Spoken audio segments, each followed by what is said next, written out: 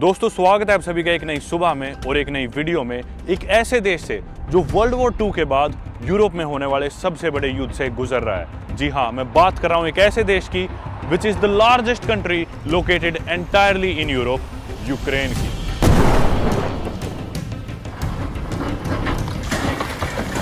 Ukraine says at least 3 people have been killed in a Russian There are missile. reports of explosions in the southern port of Odessa.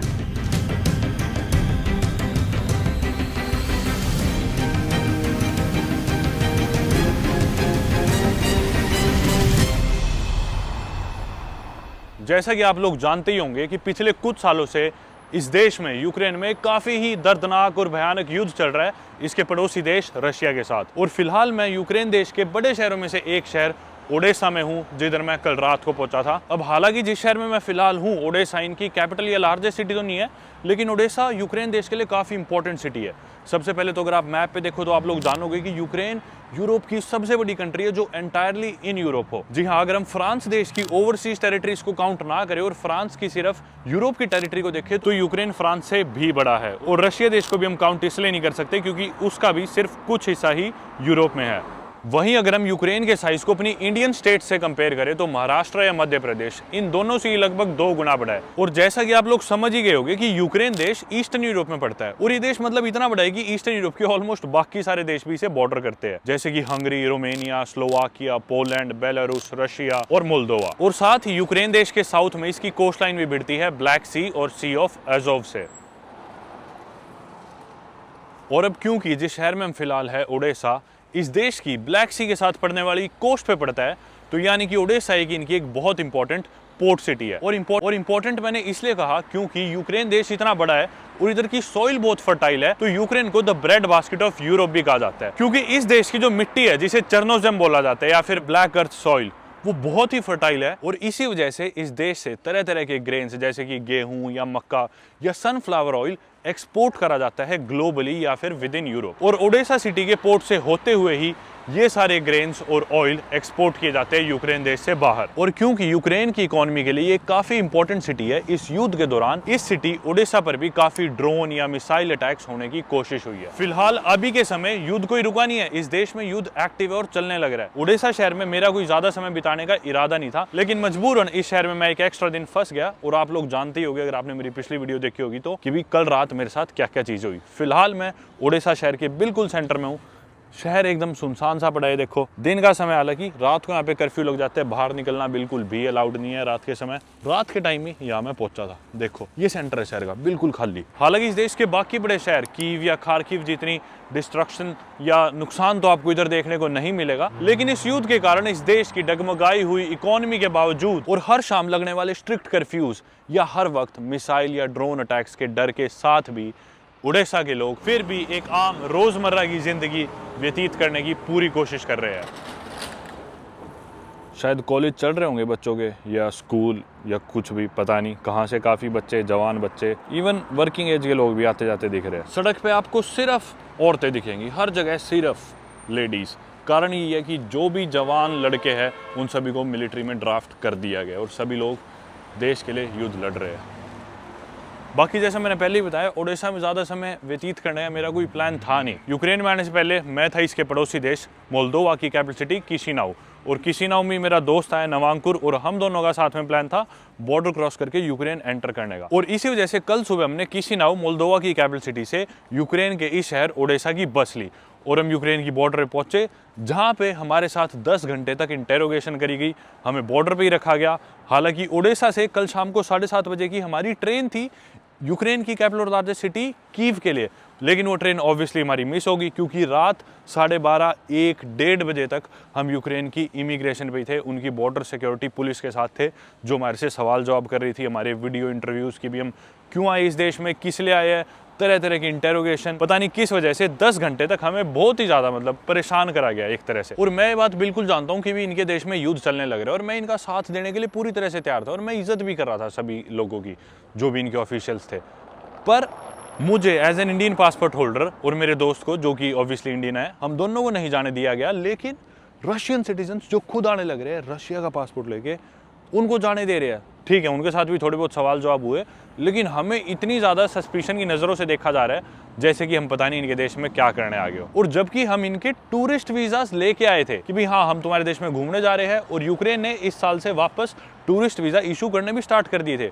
और वो ही visa, valid tourist visa जो इनकी ministry issue करती है, वो हम लेके आए हुए थे। और 2 बारी मैंने वीज़ा लिया है, पहली बार तो मैंने ट्रैवल भी नहीं करा, दूसरी बार दोबारा वीज़ा लिया है, दोबारा इन्होंने हमें दिया है, वो लेके हम ट्रैवल कर रहे थे। सभी बुकिंग्स थी हमारे पास, सभी डॉक्यूमेंट्स थे, बिल्कुल लीगल तरीके से ऑब्वियसली, पर फिर भी थोड़ा ज़्यादा ही इंसल्टिंग एक्सपीरियंस हो गया था वो कल।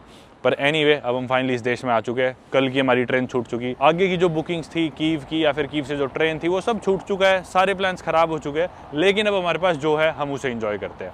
एनीवे यूक्रेन सिटी के बिल्कुल सेंटर में आ चुका हूँ, जैसा कि मैंने आप लोगों को बताया भी। और ये देखो कितने खूबसूरत नज़ारे यार, कितना खूबसूरत इनका ये सेंटर है। लेकिन लोग बाग कोई है ही नहीं, कोई टूरिस्ट तो है ही नहीं, मतलब टूरिस्ट तो बहुत बड़ी चीज़ मैंने बोल दी, लोकल्स भी नहीं दिख रहे। मतलब इतनी खूबसूरत इनकी सड़कें, ये देखो इनकी बिल्डिंग, सामने कोई मेरे को खास ही बिल्डिंग लग रही है, वो उधर चल के देखेंगे। पर ऐसी कोई भीड़, लोग बाग कुछ है नहीं। आज मौसम इतना मस्त है, सनी वेदर है, दिन का समय है, पर कोई भी नहीं दिख रहा।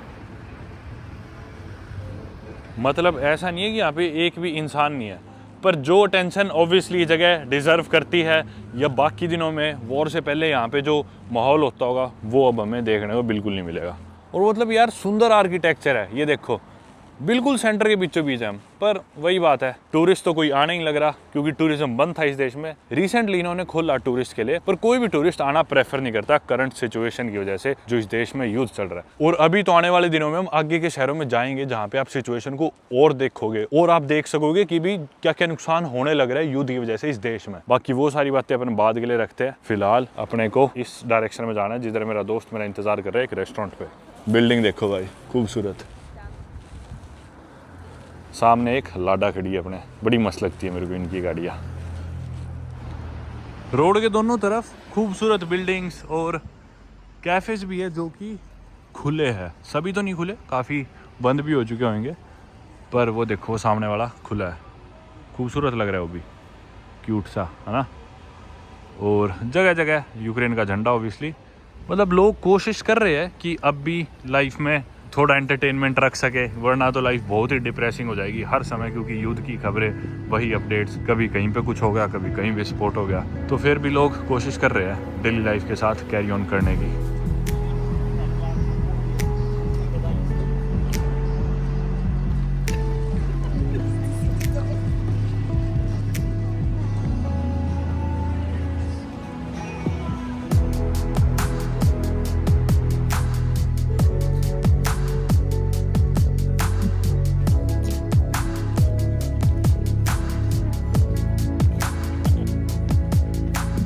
यार दिन के समय सेंटर की सड़कों पे आराम से सड़क क्रॉस कर रहा हूँ, कोई भी गाड़ी नहीं आ रही इधर। इनफैक्ट रात को जब हम पहुंचे थे तो यहाँ पे कर्फ्यू लग चुका था, 11 बजे के बाद बाहर निकलना अलाउड नहीं है बिल्कुल भी। और हम किसी तरह यहाँ पहुंचे, कर्फ्यू में दबे पाँव, डर डर के होटल तलाशा एक, और उस होटल में पहुंचे। ये खड़ा मेरा दोस्त मेरे इंतजार में, अपना यात्री डॉक्टर साहब। कहाँ है रेस्टोरेंट? मस्त एरिया है, तो बहुत खूबसूरत है, लग इन रहा है यहाँ पे, मतलब कुछ हुआ है ना, अभी बना दिया इन्होंने दोबारा। लग इन रहा भाई ये सारी चीज़ें देख के तो कि भी इस देश में मतलब ये सिचुएशन है। बहुत सुंदर लगा मेरे को तो। रोड से उधर से अंदर आ गए हम इस रेस्टोरेंट में।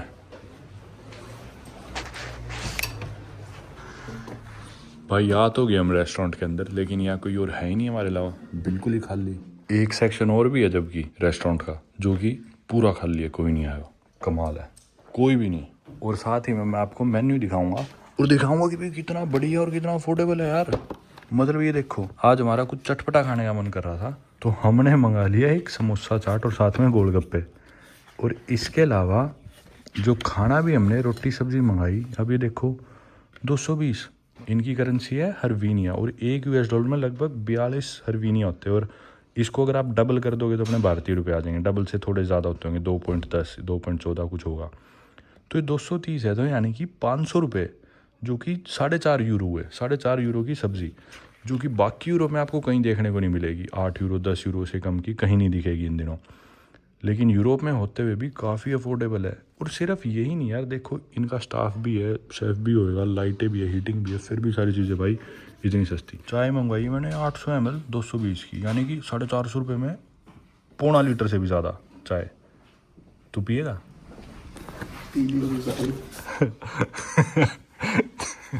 बहुत दिन से चाय पीने का मन हो रहा था, आज इतनी चाय मिल जाएगी छिक जाऊंगा, बस खाना बढ़िया हो। गोलगप्पे आ गए भाई हमारे, और 15 पीस दिए। मेरे को तो लग रहा है इसी में पेट भर जाएगा, हमने तो शौक शौक में मंगा लिया ये 15 पीस। भाई ये आ गया समोसा चाट।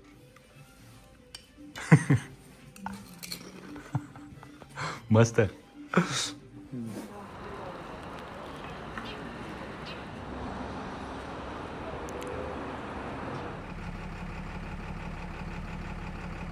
भाई खाना खा के हम निकल चुके हैं और हमने छिक के खाना खाया, मतलब पहले स्टार्टर्स भी मंगाए, फिर खाना भी पैक भी करा लिया, 2 जनों का खाना। और मैं तो खाता भी ज़्यादा हूँ, फिर भी हमारा खाने का बिल आया सिर्फ 1500 यूक्रेनियन, क्या बोलते हैं इनकी करेंसी में बार बार भूल जाता हूँ, हिरवेनिया, यानी कि अपने इंडिया के सिर्फ 3200 रुपये कटे मेरे कार्ड से। और रेस्टोरेंट पूरा खाली पड़ा था, हमारे अलावा कोई आए भी नहीं, सिर्फ एक इंसान आए थे हमारे बाद में जो कि इंडियन ही थे, इंडिया में गुड़गांव से थे, और वो यूक्रेन की मिलिट्री की ड्रेस पहन के आए। तो मैंने उनसे बात करी, और जो रेस्टोरेंट के ओनर थे वो भी पंजाब से थे। तो हम सब बात करेंगे, लगभग 2.5 घंटा हम उस रेस्टोरेंट में बैठे, हमने बातें करी यूक्रेन वॉर से रिलेटेड, सारी चीज़ों से रिलेटेड, क्योंकि यूक्रेन की मिलिट्री में थे वो इंसान जो अपने इंडिया के गुड़गांव के जो भाई थे। तो वो बताने लग रहे थे कि भी कैसे मिलिट्री वाले हम अटैक्स करते हैं, कैसे हमारे ऊपर होते हैं, फ़ोन में वो वीडियोज़ वगैरह दिखाने लग गए। तो उनसे बात करते करते हमें पता चला कि ना भाई सिटी में यहाँ पे भी काफ़ी ड्रोन से अटैक्स होते हैं, मतलब ड्रोन आता है उसमें अंदर एक्सप्लोजिव होते हैं और वो एकदम से बिल्डिंग के ऊपर गिर जाता है। लेकिन मोस्टली जितने भी ड्रोन है उनको इनका जो सिस्टम है यूक्रेन का वो मार देता है, गाड़ी का नंबर एवोकाडो। पर फिर भी काफ़ी ड्रोन्स आगे बिल्डिंग्स पे गिर जाते हैं और वो मतलब फट जाते हैं नीचे, आगे आग लगा देते हैं। तो इस तरह के अटैक्स यहाँ पे ओडिशा में काफ़ी होने लग रहे हैं। पोर्ट सिटी है, मैंने आपको पहले ही बताया। और बोल रहे कि यहाँ पे आम बात है, दिन में 1-2 बार तो सायरन बजेगा ही। जैसे ही इनके रडार में कोई भी मिसाइल या कोई भी रॉकेट इनकी रडार में आते हैं तो शहर में सायरन बजने लगते हैं। इसका मतलब है कि ध्यान रखना भी कुछ भी हो सकता है। तो सायरन बजते ही सभी लोग आमतौर पर नीचे घुस जाते हैं, बंकर्स में छुप जाते हैं या फिर अपने सेफ्टी प्रिकॉशंस लेने लगते हैं। और मतलब आमतौर पे जितनी भी सरकारी बिल्डिंग्स है, सरकारी ऑफिसेज है, इनका पोर्ट है, आर्मी का एयरपोर्ट है, उन सभी बिल्डिंग्स पे, ऑफिसेज पे, इंस्टीट्यूट्स पे आमतौर पे अटैक्स होते हैं और उधर ज़्यादा खतरा रहता है। और डेली ही होते रहते हैं, ये कोई यूं नहीं है कि भी हफ्ते 10 दिन में होएगा, हर रोज़ ही कुछ ना कुछ होता रहता है। कीव में और खारकीव सिटीज़ में चीज़ ज़्यादा है, जो कि इनकी लार्जेस्ट और सेकंड लार्जेस्ट सिटी है। इनफैक्ट खारकीव तो बिल्कुल ही रशिया के बॉर्डर के बराबर में। और आमतौर पे मोस्ट लाइकली सिटी सेंटर में या फिर जो आम पब्लिक के इलाके है उधर मिसाइल गिरने के चांसेस कम है, उधर वो जनरली अटैक करते नहीं है। लेकिन फिर भी जिनके साथ इनकी लड़ाई चल रही है वो दूसरे देश के एजेंट्स और उनकी इंटेलिजेंस के लोग यहाँ पे गलियों में, सड़कों पे घूमते रहते हैं और उनको ढूंढना इनके लिए काफ़ी बड़ा चैलेंज है, क्योंकि सेम ही ज़बान है, रशियन बोलते हैं यहाँ पे भी सारे। उड़ीसा में मोस्टली लोग सभी रशियन ही बोलते हैं। हालांकि जो यूक्रेनियन भाषा है ऑलमोस्ट सिमिलर ही है, 70% आप सिमिलर कह सकते हो रशियन से। लेकिन जब से युद्ध छिड़ा है यूक्रेनियन लोगों ने रशियन बोलनी अवॉइड कर दिया है या फिर बंद कर दिया है। ये लोग बोलते हैं कि भी हमारी आइडेंटिटी यूक्रेनियन है, हम यहीं की ज़बान बोलेंगे, जो कि काफ़ी हद तक रशियन से सिमिलर ही है। पर उसके अलावा भी आम डे टू डे लाइफ में यूक्रेनियन लोग भी रशियन भाषा का इस्तेमाल ही ज़्यादा करते हैं और यूक्रेनियन भाषा गवर्नमेंट इंस्टीट्यूट्स में ज़्यादा यूज़ होती है। तो अब इन सड़कों पे कोई भी स्पेशल एजेंट या इंटेलिजेंस का आदमी घूम रहा है तो ये डिफ्रेंशिएट करना बहुत मुश्किल है यहाँ की पुलिस के लिए या फिर सिक्योरिटी के लिए, मिलिट्री के लिए, कि भी वो इंसान इस देश का है या फिर जिस देश से इनकी लड़ाई है उस देश का है।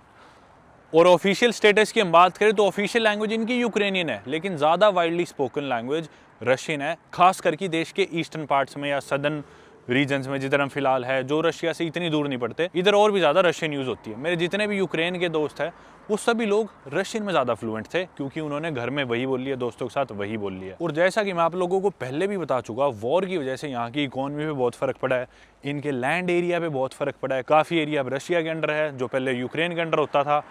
क्रीमिया उसका एक एग्जाम्पल है। और उसी के साथ साथ यहाँ की पॉपुलेशन पे भी बहुत फर्क पड़ा है। तो अगर हम लोग यूक्रेन के डेमोग्राफिक्स की बात करें, यानी कि यहाँ के लोगों की बात करें, तो मोस्टली लोग एथनिकली यहाँ पे जो लोग रहते हैं 77-78% एथनिकली यूक्रेनियंस ही है। और यूक्रेनियंस के अलावा 17-18% यहाँ के जो लोग हैं ना वो एथनिकली रशियंस है, यानी कि रशियन लोग हैं, यूक्रेन में रहते हैं लेकिन यूक्रेनियन सिटीजन्स है, मतलब इस देश के लोग हैं, पर एथनिकली देखा जाए तो वो एक्चुअली में रशियंस है।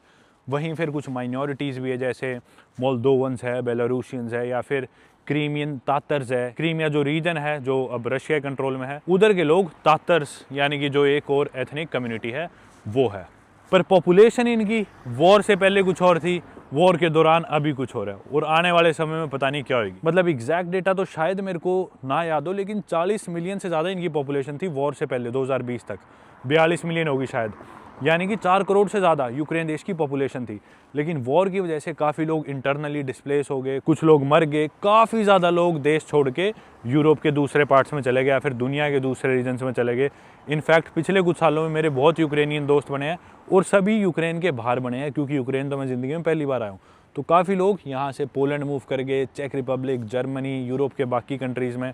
अभी फ़िलहाल इनकी पॉपुलेशन मेरे ख्याल से 2-3 करोड़ के करीब होगी, 20 मिलियन, 25 मिलियन या क्या पता 30 मिलियन भी हो, पर मुझे नहीं लगता किसी भी हालत में 2.5-3 करोड़ से ज़्यादा इनकी पॉपुलेशन अभी फ़िलहाल वॉर के दौरान होगी। और लोग इंटरनली डिस्प्लेस करके, इसका मतलब ये नहीं कि देश की पॉपुलेशन घट गई, पर हर जगह के डेमोग्राफिक्स चेंज हो गए।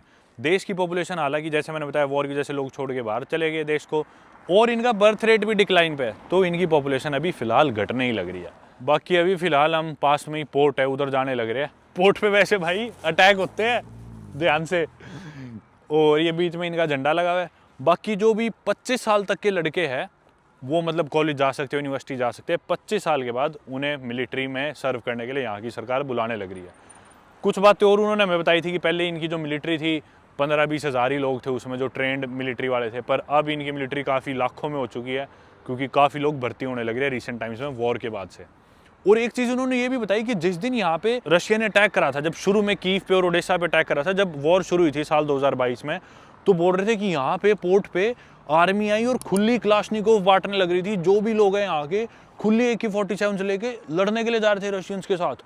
कोई भी आओ उठाओ, बोले सिविलियंस नॉर्मल कपड़ों में आके कोई भी लो बंदूक और जाके लड़ने जा रहे थे उनके फौजियों के साथ, क्योंकि यहाँ पे ट्रेंड मिलिट्री बहुत बड़ी इनकी थी नहीं यूक्रेन की, और ना ही इनके पास कोई न्यूक्लियर वेपन है। पहले शायद 92-93 में जब US प्रेसिडेंट क्लिंटन के कहने पे इन्होंने शायद अपना गिव अप कर दिया था अपना न्यूक्लियर वेपन। तो ये भी एक प्रॉब्लम थी कि इनके पड़ोसी देश को इतना बड़ा इनसे खतरा नहीं था अटैक करने के लिए। उन्हें लगा कि भी इनके पास तो कोई आर्मी है ही नहीं, मिलिट्री है नहीं, ये क्या ही बराबरी करेंगे हमारी। पर यूक्रेन अभी तक उनका डट के सामना कर रहा है और लड़ रहा है। एक चीज़ और आप नोटिस करो, सेंटर के बिल्कुल नज़दीक में, इनके मेन पोर्ट के पास में, और ये सारे बेंचेस बिल्कुल खाली पड़े हैं।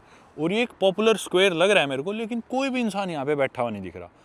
पॉपुलेशन क्योंकि देश की कम हो चुकी है और वॉर के बाद यहाँ पे कोई बाहर से आता नहीं है, तो सड़कें बिल्कुल खाली है। बिजनेसेस एकदम मोस्टली बिजनेसेस बंद हो चुके हैं, लोग यहाँ पे अपना बिजनेस बंद करके जा चुके हैं यूरोप के दूसरे रीजन्स में।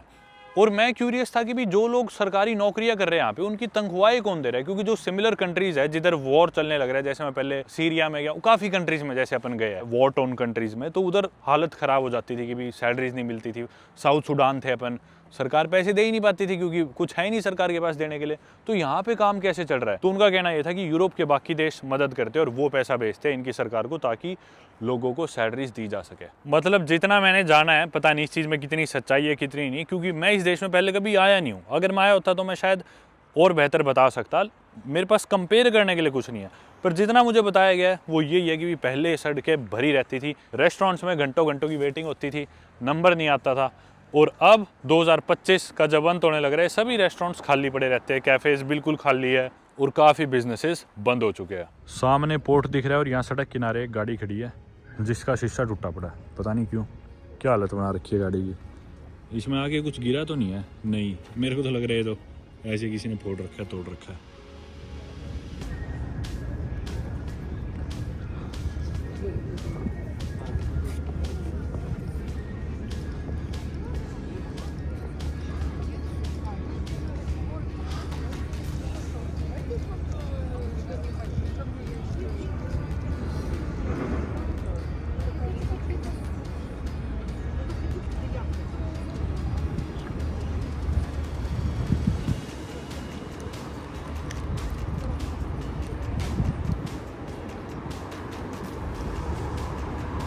बाकी हम इधर आगे फाइनली इनके पोर्ट पे, ओडेसा के पोर्ट पे, शायद और भी कोई पोर्ट होगा, पर ये जो स्टेयर्स है, स्टेयर्स काफ़ी पॉपुलर है। इन्हें पोतेमकिन स्टेयर्स बोला जाता है। 1800 कुछ में बनी थी, काफ़ी मशहूर है इस शहर में, ओडेसा में।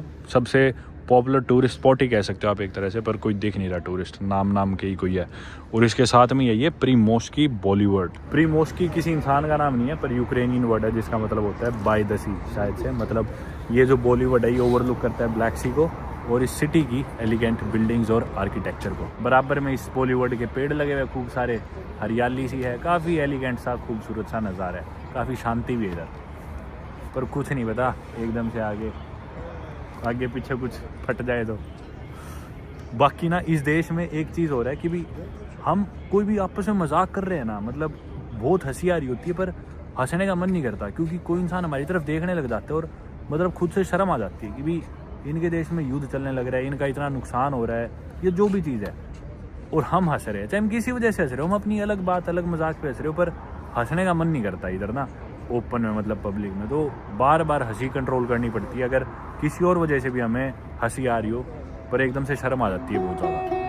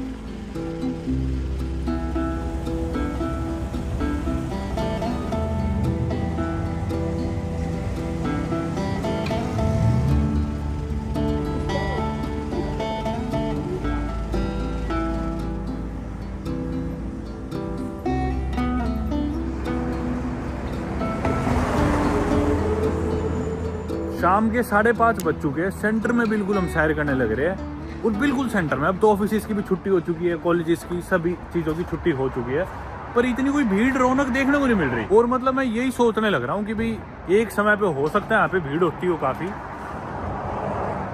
लेकिन फिलहाल तो बिल्कुल ही शांति है। इनफैक्ट ये जिस तरह हम कैफ़ेज भी देख रहे थे आसपास कि भी कॉफ़ी लेनी हो, तो जैसे ये कैफ़े काफ़ी मशहूर दिखा रहा था, इसके रिव्यूज़ बढ़िया थे, पर अंदर से बिल्कुल ही खाली पड़ा है, कोई है ही नहीं इसके अंदर। रोड के दूसरी साइड भी कुछ दुकानें हैं, कैफ़ेज़ है, पर सब खाली से पड़े हैं। और जैसा मैंने पहले ही बताया कि सिर्फ लड़कियां दिख रही है सड़क पे, या तो बड़ी उम्र के बुजुर्ग दिख रहे हैं आदमी, या फिर कम उम्र के बच्चे दिख रहे हैं, 25 साल से कम उम्र के। जवान लड़के कोई भी देखने को नहीं मिल रहे, सिर्फ लड़कियां ही लड़कियां दिख रही है।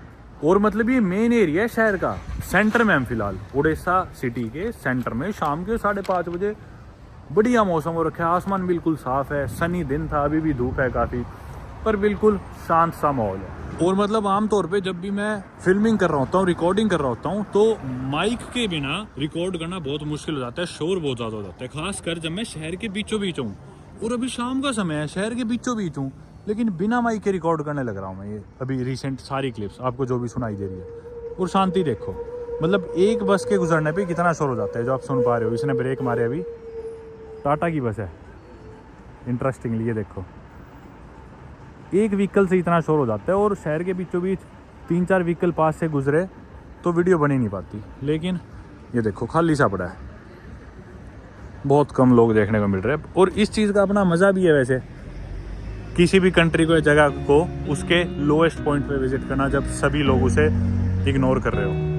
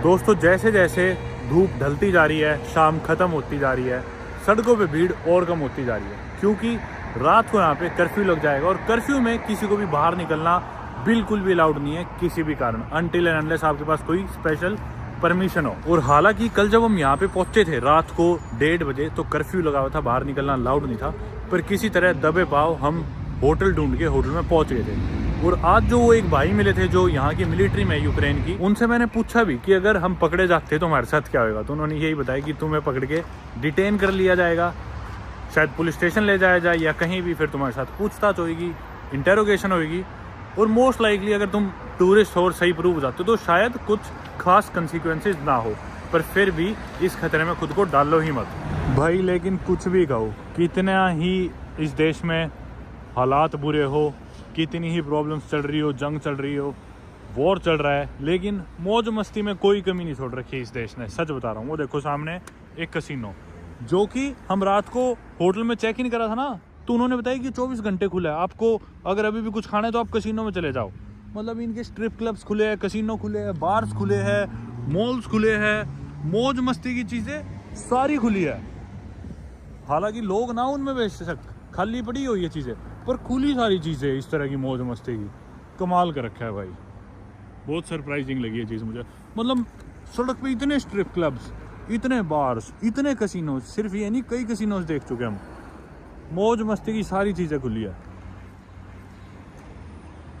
होटल में आ गए, ये हमारा कमरा था जिधर हमने रात बिताई, और यहाँ से अभी मैं जाऊँगा वापस नीचे जिम की तरफ, क्योंकि होटल में ही एक जिम है। और नज़ारा देखो यार, क्या शानदार नज़ारा दिख रहा है शाम के समय सनसेट के टाइम होटल के कमरे से, क्या खूबसूरत नज़ारा है यार। आसमान कितना मस्त लग रहा है, बहुत ही शानदार। वो चर्च दिखने लग रहा है हमें जिसके आगे से हम गुजरे थे, लाजवाब। और इस तरह की काफ़ी डिस्ट्रॉयड बिल्डिंग्स भी देखने को मिलेगी। अभी कैमरा इतना क्लियरली फोकस कर नहीं पा रहा, पर दिन में मैंने इस बिल्डिंग का शॉट लिया था। ऐसी कुछ बिल्डिंग्स भी देखने को मिल रही है, पता नहीं ये किस कारण डिस्ट्रॉय हुई है, अटैक्स की वजह से हुई है या पता नहीं है, पुरानी हो गई, खंडर हो गई है, इस बात का तो मेरे पास जवाब नहीं है। दोस्तों अभी से कहाँ पे शीशा, 1.5 घंटा भी नहीं बच रहा, अभी से ठीक 1 घंटा 20 मिनट बाद हमारी ट्रेन है यहाँ से ओडेसा ट्रेन स्टेशन से कीव के लिए। 1 घंटा 20 मिनट में तो हमें ट्रेन में बैठना है, ट्रेन चल पड़ेगी, इतना ही वक्त है मेरे पास। जल्दी से नीचे जिम में जाता हूँ। अच्छी बात है, इधर ग्राउंड फ्लोर पे एक जिम है, जिम में एक क्विक सेशन लगाता हूँ, एक्सरसाइज करती है, अपन बैग उठा के पहुँचते हैं ट्रेन स्टेशन। अच्छी बात है, नीचे ही होटल में जिम है ये।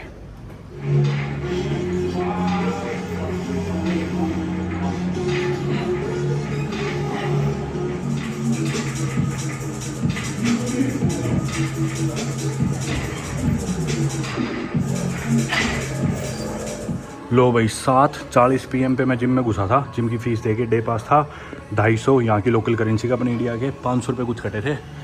6:40 पे घुसा था, 7:25 हो गए। 45 मिनट में अपर बॉडी का क्विक सेशन मार लिया, पुश पुल सारी चीज़ें 20 सेट करे टोटल 45 मिनट में। चलते अब जल्दी से बैग उठा के रेलवे स्टेशन की तरफ, ताकि ट्रेन ना मिस हो जाए। चलो भाई कमरे में आके बैग उठा लिए अपने और रवाना होते हैं यहाँ से ट्रेन स्टेशन के लिए। ज़्यादा दूर नहीं है। क्या टाइम हो गया? 37 हो गए। आजा, 23 मिनट में तो ट्रेन चल पड़ेगी हमारी। पर अच्छी बात यह है कि ट्रेन स्टेशन बहुत ही नज़दीक है, 5 मिनट हो गए यहाँ से। चलो। और भाइयों सबसे इंटरेस्टिंग बात, ये होटल नवांकुर बताइए हमने कितने का लिया एक रात का? 2200 रुपये इंडिया के सिर्फ 2200 रुपये, इनकी लोकल करेंसी में 1070 हरीफनिया जो भी है। तो हाँ मैं कह रहा था इतना बढ़िया है कमरा हमें सिर्फ मिला हुआ है 2200 रुपये में, जिसमें 11वें फ्लोर से इतना सेक्सी नज़ारा है पूरे शहर का और सारी फैसिलिटीज़। मतलब इतनी सस्ती हो रखी है यहाँ पे चीज़ें, कोई आता ही नहीं और पूरा होटल खाली पड़ा है, कोई गेस्ट भी नहीं दिखता हमें, ऐसे सुनसान सा। अब हमें चाबी देनी है रिसेप्शन पर, रिसेप्शन में कोई बैठा ही नहीं है।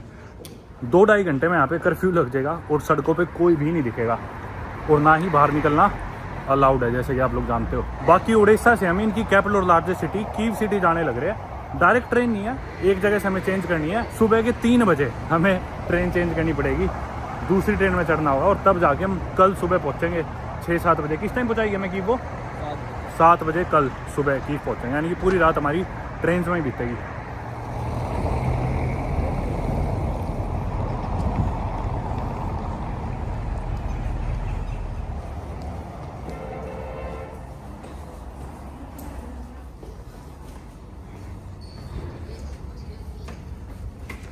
वही होगा सामने, चल। बीच में एक ये पार्क्स है, फाउंटेन है जो कि बंद पड़ा है। इसके परली साइड मेरे ख्याल से ट्रेन स्टेशन है। समय ज़्यादा बचा नहीं, अब पहुँचते हैं जल्दी। जालिस नीचनी वोकजाल यानी कि ट्रेन स्टेशन ओडेसा का। और अंधेरा सा कर रखा है, देखना लाइट सारी बंद लग रही है ट्रेन स्टेशन की, सारी नहीं पर काफ़ी हद तक बंद कर रखी है। पता नहीं क्या रीज़न है, डार्क सा है बिल्कुल ही, लाइट जला नहीं रखी जान करके। हो सकता है क्या पता अटैक से बचने के लिए, कुछ भी रीज़न हो पता नहीं। देखो बाहर की भी लाइट्स मेरे ख्याल से जला नहीं रखी इन्होंने, पता नहीं क्या कारण है। ट्रेन में 10 मिनट बची है अब हमारे, प्लेटफॉर्म भी देखना है अभी तो। एक typical Soviet style train station. पूछे किससे? 4 नंबर प्लेटफॉर्म पे बताइए हमारी ट्रेन, इधर से राइट मुड़ के एग्जिट टू ट्रेन्स। ये रहा 2 नंबर प्लेटफॉर्म, इसके बराबर में ये रहे 3 और 4। ये वाली होनी चाहिए अपनी इधर। 8:01 पे यही है। ओडेसा से ये जो भी शहर है, इस शहर की लगी हुई है अपनी ट्रेन, यही है। साथ में एक ये ट्रेन का इंजन खड़ा है। ट्रेन वही है इनकी, सोवियत ट्रेन। ये देखो राइट में हमारी ट्रेन है जो विनीत्सिया करके एक शहर है, उधर रुकेगी। यहाँ से कीव 500 किलोमीटर है ऑलमोस्ट, लेकिन विनीत्सिया थोड़ा सा कीव के वेस्ट में पड़ जाता है। यहाँ से 450 किलोमीटर बाद हमें उतारेगी 3 बजे वहाँ पे। फिर वहाँ से हमें ट्रेन चेंज करके पहुँचना है कीव, एक और दूसरी ट्रेन लेके। हमारा कार नंबर 4 है बोगी, यानी कि पिछला 3 था तो ये 4 ही होगा। ये रहा 4।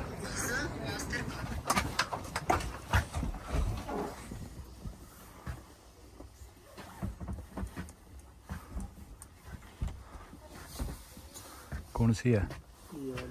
ये दोनों अपनी ऊपर की।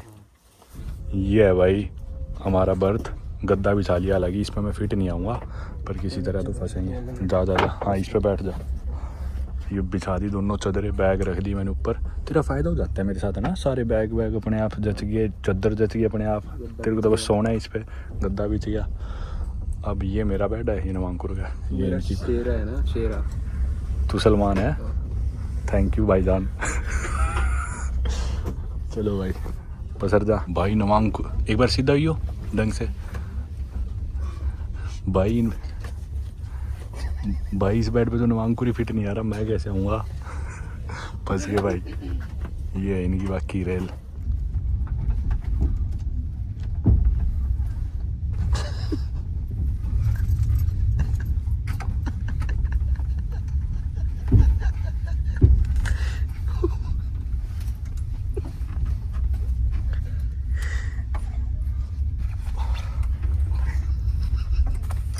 टेक्निक है ब्रो।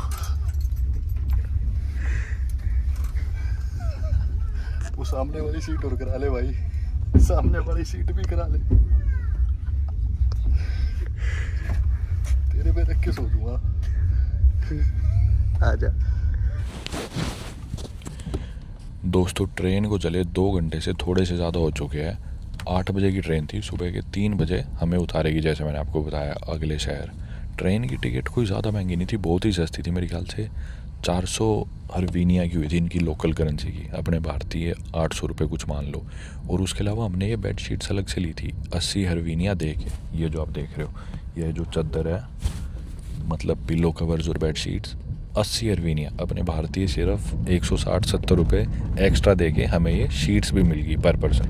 तो काफ़ी सस्ती है ट्रेन, काफ़ी अफोर्डेबल है। लेकिन इंटरेस्टिंगली ट्रेन पूरी सोल्ड आउट थी, जबकि देश में पॉपुलेशन नहीं है, सड़कें खाली है, तो पता नहीं लोग ट्रैवल करके जा किधर रहे इतना। हालांकि अभी मोस्टली सीट्स खाली दिख रही है, पर जब हम बुक करा रहे थे तो फुल दिखा रहा था ऑलमोस्ट। और जैसा मैंने कई बार बताया कि सिर्फ लेडीज़ ही देखने को मिल रही है पूरी ट्रेन में। मुश्किल से 1-2 आदमी दिखे होंगे, सभी औरतें, हमारे नीचे भी, साथ वाले बर्थ्स पे भी, हर जगह ही। बाकी अब कुछ देर सो लेते हैं। कुछ खाना हम पैक करवा के लाए थे वो खा लिया। नवांकुर मेरा दोस्त सो चुका है और अब मैं भी थोड़ी देर आराम कर लेता हूँ। 4.5 घंटे बाद ये ट्रेन रुकेगी और फिर हमें एक और ट्रेन चेंज करनी है।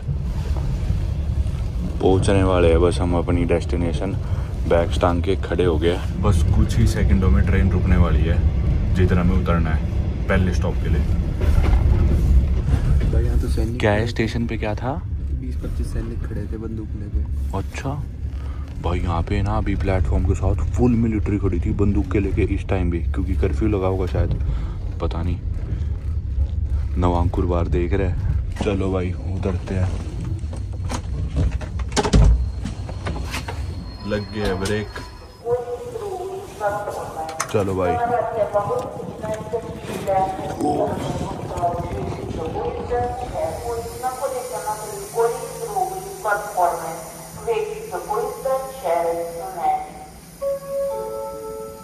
Шановні пасажири, проводиться посадка на поїзд номер 78. दोस्तों सुबह के 3 बज गए और विनीत्सिया स्टेशन पे हम उतर गए अपनी ट्रेन से। अब जो अगली ट्रेन है जो इधर आएगी, जो हमें कीव लेके जाएगी, वो 4:10 की है, अभी से 1 घंटे बाद, 1 घंटा 5 मिनट बाद।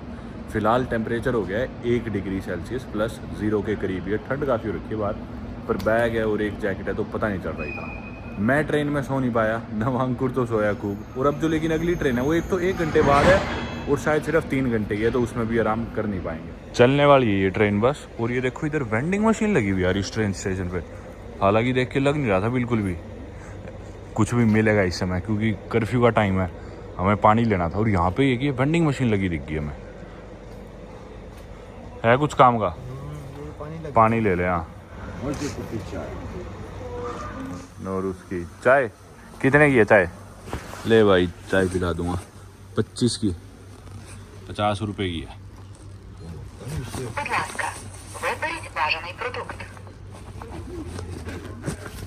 पिला दूंगा यार, तुम्हें जरूरत है। अच्छा कार्ड तो दियो, तो इसको कर ले पहले। ले मित्र 25 वाली ये।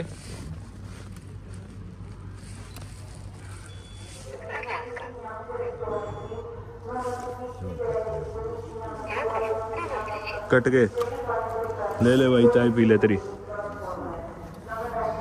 हाँ तेरे को क्या पिलाना बता?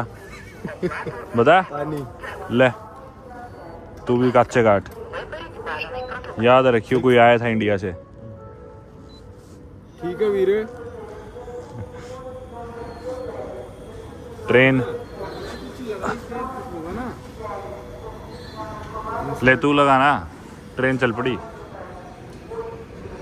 ये जाने लग रही भाई ट्रेन हमारी अब।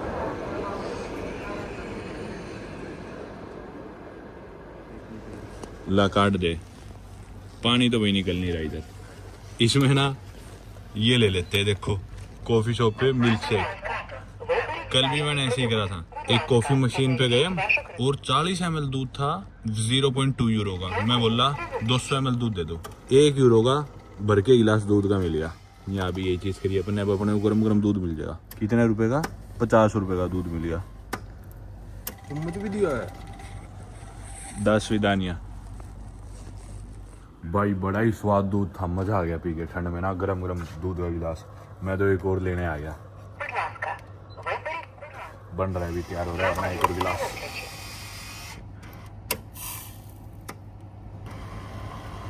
अरे इसमें चीनी भी डल रही थी, वो पहले चीनी डाली इन्होंने, मीठा था ये, तभी इतना स्वाद लग रहा था।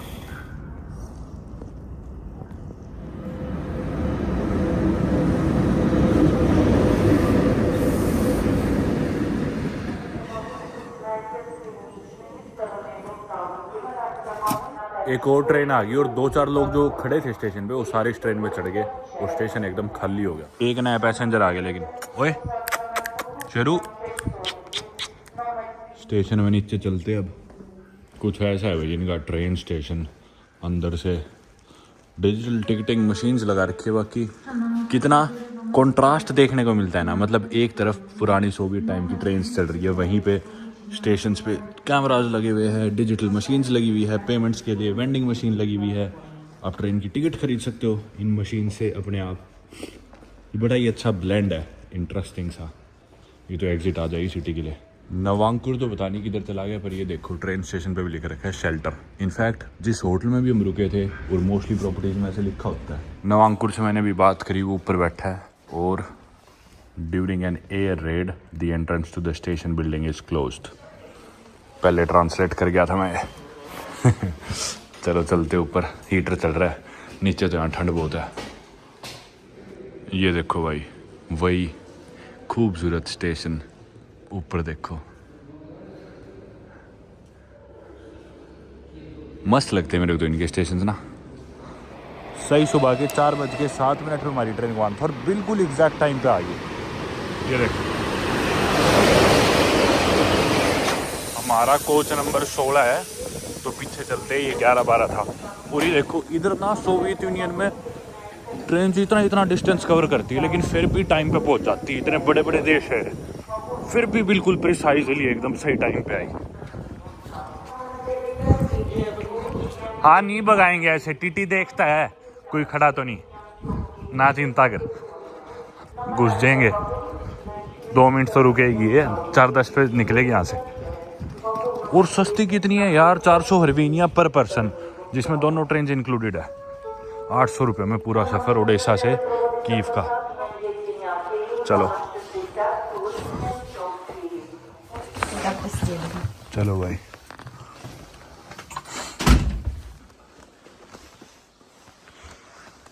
ये आ गई भाई हमारी सीट्स, चादर बिछा लेते हैं। ये वाले बहुत ही भीड़ी है भाई, चलने की जगह ही नहीं थी, फिट ही नहीं आ रहा था मैं इनमें रास्तों में।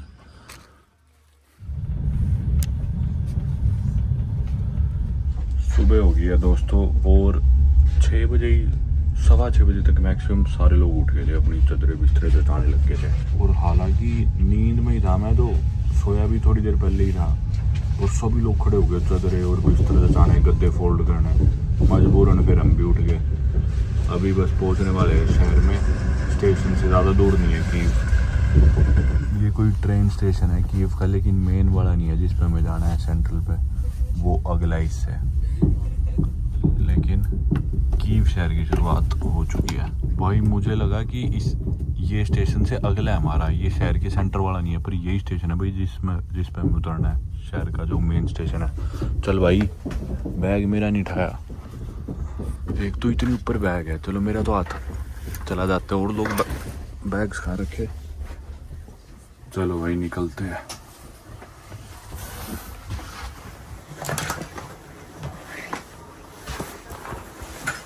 Thank you. चलो। ओह प्रिवेट। तो भाई फाइनली ये ट्रेन की जर्नी का सफ़र होता है अपना अभी के लिए ख़त्म, क्योंकि हम पहुंच गए कीव शहर सुबह के सही 7 बजे। आपको मैं घड़ी भी दिखा देता हूँ, वो देखो ऊपर लिख रखा है कीव रशियन में, और वक्त देखो सुबह के एग्जैक्ट 7। थोड़ा थोड़ा चांदना होने लग गया, यानी कि सनराइज़ होने वाला है, सूरज निकलने लग रहा है। और अभी हम कोई जगह ढूंढते हैं चल के आराम करने की। भाई पहली ट्रेन में नवांकुर तो फिर भी सो लिया, मैं पहली ट्रेन में 1 सेकंड नहीं सोया। और ये ट्रेन इतनी छोटी थी, 1 घंटा पहले अलार्म सा बज गया, सायरन बज गया ट्रेन में। अपनी चद्दर समेटो, जैसे स्कूल से पहले बच्चों को नहीं उठा देते हॉस्टल में वार्डन आके, ऐसे उठ गए सारे अपनी एकदम चादरें समेट के तय करके रखने लगे। तो इसमें वक्त ही नहीं मिला, जाते हुए चादर उतारने में लग गए, और अभी आते हुए 1 घंटे से चादर उतारने में। तो मेरे को तो बिल्कुल ही आराम नहीं मिला। बाकी अब चल के कोई होटल तलाशेंगे और उनसे रिक्वेस्ट करेंगे अर्ली चेक इन दे दे, तो वरना एक दिन के फालतू पैसे दे दें ताकि जाके एटलीस्ट अभी सो सके, वरना दिन में घूमेंगे कैसे इतनी थकावट के साथ।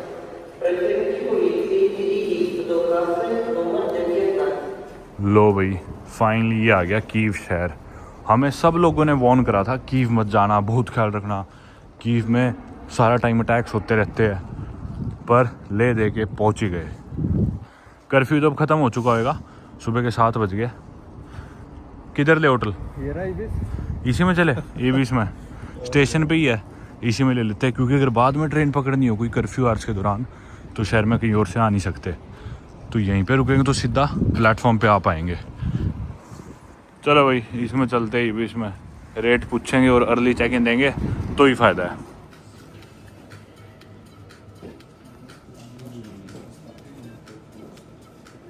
भाई चेक इन कर लिया हमने, और ये देखो ये जो लाल साइन बना हुआ है ना, ये शेल्टर की तरफ जाएगा। दिन में कभी भी सायरन बज सकते हैं, जब भी कोई मिसाइल अटैक होएगा तो शहर में सायरन बजते हैं, और सायरन बजते ही इधर शेल्टर बना हुआ है। हर होटल हर जगह पे शेल्टर्स हैं यहाँ पे, और शेल्टर में जाके छुप सकते हैं लोग, बच सकते हैं अटैक से। ये देखो यहाँ भी शेल्टर का साइन लगा रखा है, उधर लोग खाना खा रहे हैं। ये अपनी लिफ्ट आ गई, कमरा मिल गया हमें। 2450 हिरवेनिया का कमरा था एक रात का। स्क्रीन पे आपको रेट भी दिख रहे होंगे। अर्ली चेक इन ले लिया हमने 540 का, तो टोटल 3000 इनकी करेंसी बना अपने भारतीय 6000 से थोड़े ज़्यादा मान लो, लेकिन हमें उसमें अर्ली चेक इन मिल गया। जाके अब इस बहाने आराम कर लेंगे, सो जाएंगे।